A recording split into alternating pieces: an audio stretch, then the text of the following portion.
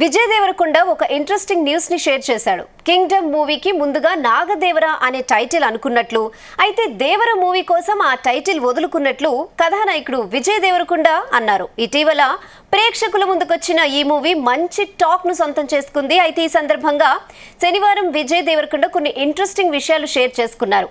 Kingdom విషయంలో ఒత్తిడి ఉన్న మాట వాస్తవమేనని, ఇదే కాదు ప్రతి సినిమాకు తనకు ఒత్తిడి ఉంటుందని, ఇంతకు ముందులు చేసిన సినిమా హిట్ అయిందని ప్రశాంతంగా కూర్చోలేం కదా, ఇది విజయం సాధిస్తే తర్వాత సినిమాకు రిలాక్స్ అయిపోలేం కదా, కింగ్డమ్కు తెలుగుతో పాటు తమిళంలో కూడా మంచి ఆదరణ దక్కుతుంది అంటూ చెప్పుకొచ్చాడు.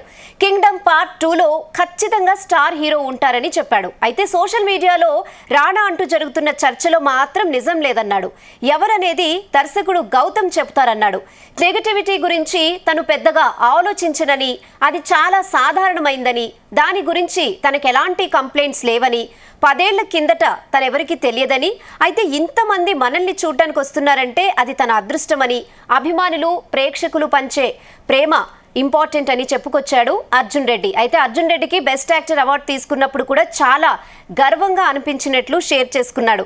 మొత్తానికి జూనియర్ ఎన్టీఆర్ కోసం తన టైటిల్ ని త్యాగం చేసుకున్నట్లు చెప్పాడు విజయ్ దేవరకొండ.